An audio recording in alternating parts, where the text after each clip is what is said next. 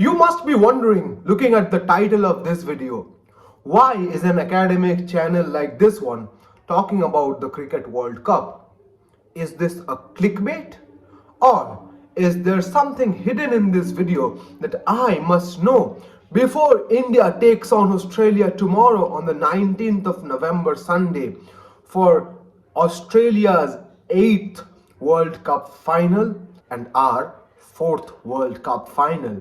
I know all of you are very excited to watch India take on Australia in Ahmedabad in an unnameable World Cup stadium, but I thought, why not take this opportunity to grab some views from all of you whom are very interested in this World Cup but are also thinking about taking some lessons from this World Cup as far as your academic life is concerned.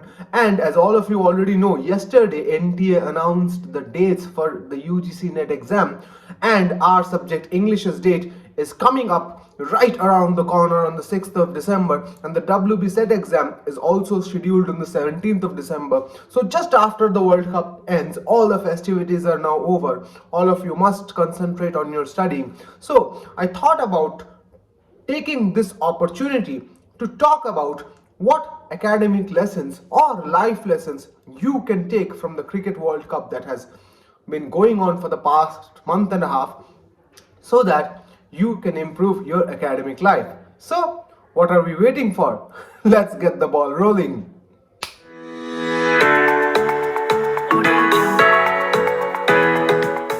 The first lesson that we must learn from this World Cup is that nothing is impossible. If you keep your focus determined, then you can do the impossible. And this lesson has to be learned from the best cricket team to have ever played the Cricket World Cup ever, Australia. When they took on Afghanistan in the match which was practically a quarter final, and they were down with 7 wickets for just 93 runs on the board, one man came on the pitch and decided that I am not going to let Australia lose no matter what. And all of you already know that man was superhuman Glenn Maxwell.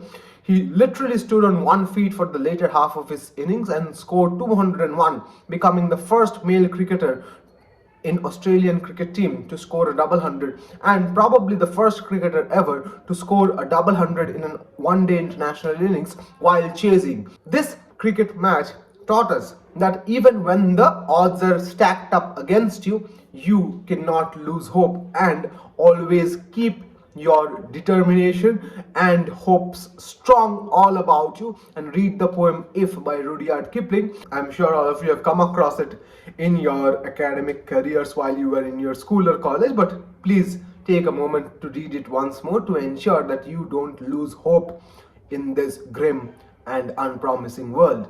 The second lesson which I think we can take away from this World Cup is that we should never take our opposition for granted. This trend was set by Netherlands while they were playing against South Africa, but the king of this trend was none other than the underdogs Afghanistan. Torn apart by a million problems in their country, Afghanistan team showed to us what brilliance and what hope cricket can give in a country that has been torn apart in every possible way that you can imagine. Beating the likes of Pakistan and England and almost coming to the edge of beating Australia. This World Cup was Afghanistan's almost. Just that almost. If they had held on to their nerves and caught the catch of Glenn Maxwell while he was in his early 30s or 40s, then that match would have definitely been in their pocket, and who knows, they might have been onto the semi-finals to fight with South Africa. And all of you already know the South Africa are chokers, so they might have had a chance at the World Cup final tomorrow. Instead of Australia, Afghanistan could have been playing if they had caught that catch of Glenn Maxwell. But this brings us to the third lesson, which is we should not play with a possibility of ifs and buts. If that happened, but that did not happen, these things should not make an impact on our daily lives, because we are now in a world where we have to grab on to every possible opportunity, take note of the fact that we are not going to get multiple shots at success. Whenever you have one shot at success, you have to make sure you give your 100 200%, like Mohammad Shami did in his match against New Zealand, taking a fifer and winning the man of the match in his first World Cup match for 2023. And he has continued his brilliant form all throughout the tournament, which brings me to my fourth important point, which is you should always be confident of your abilities but never be too confident, or what we commonly know as overconfident. In the last match of India against New Zealand, when they were 2 wickets down within the power play, all of us know that India had given the game a slight loose turn and they were 100% confident that they were going to take this game away to the winning position. They did do that ultimately, but for the next 25 overs, many of us fans were very scared that Daryl Mitchell is going to take away the game from us single-handedly with the help of Kane Williamson. It was only with the help of Mohammad Shami and his double breakthrough over, where he took the wicket of both Kane Williamson and Tom Latham, that the game came back in India's control. Otherwise, I strongly believe, and I know many of you share my opinion as well, that the game was going out of control for India. This is what I want to tell you guys. I know many of you have prepared really well for your net and set exams, but you should not take anything for granted and you can never be overconfident. You must keep on practicing, you must keep on revising, you must keep on turning the pages of your books that have helped you throughout your good and bad days. And remember, what is important is how you perform on a particular day. Which brings me to my fifth point. And this is my most important point, which is no matter how good a student you are, it won't matter if you don't do well in the exams. And in the exams that matter, South Africa is that particular team which has stood first in every single class exam, right from class 1 to class 9. And then when the board exams come, they don't do well at all. They score in their early 70s or mid 70s or even late 60s. They don't score in the high 80s or in the early 90s and never in the high 90s. They are the team that we call chokers. So if you do well from classes 1 to 9, people will remember you and cheer you up when you are in those classes. But when the board exams come, and if you don't do well, that is going to keep a scar on you for the rest of your life, especially when you are in your class 12th. And this particularly goes out to the younger people who are viewing my channel, especially who are in school or in early days of college. If you study for the entire semester and then don't give a good semester exam, nobody is going to remember the fact that you studied really hard, because at the end of the day, results are all that take away your effort or add to your effort. So keep in mind that you cannot be chokers like South Africa. And finally, the sixth point, which is that everything in life has to come a full circle. Why do I say this? And this is going to sound a little ridiculous and a little far-fetched, but I am going to take some time to make this point anyway.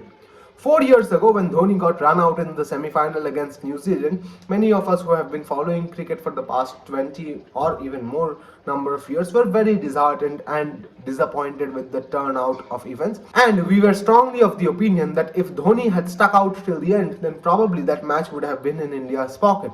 4 years down the line, we have completed our revenge against New Zealand and now we can sleep peacefully. In the meantime, New Zealand also defeated us in the World Test Championship finals, which actually deepened our wounds, and we were even more keen on taking a revenge against them, because New Zealand was the only team which we were not able to beat in 2019 World Cup in the practice match and in the semi-final. In 2023's World Cup, we are to the day unbeaten and no team has been able to defeat us. But there are some more similarities with the 2003 World Cup. I know many of you were too young to remember the 2003 World Cup, so this portion of the video is for the older part of my audience, the ones who are my age or older than me.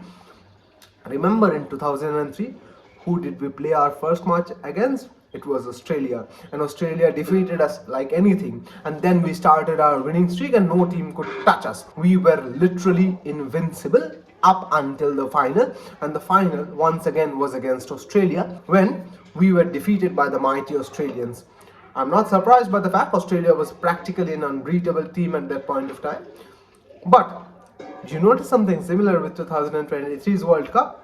Our first match was with Australia, whom we defeated, and the final once again is with Australia, whom I believe we are again going to defeat. And Australia, unlike India, is not undefeated in this World Cup. They were defeated not only by India, but I also believe by South Africa. Australia is coming to the final with a slight disadvantage as compared to India in 2003, and I believe we are going to beat them, take a revenge of 2003, and complete the circle of life and sleep peacefully after 20 years. I remember we were little kids, me, my neighbor, and my didi. All of us were very little kids. We painted the Tiranga on our faces and sat in front of the box TV hoping that India would win. We didn't, but this time we are definitely going to win. Come on, India!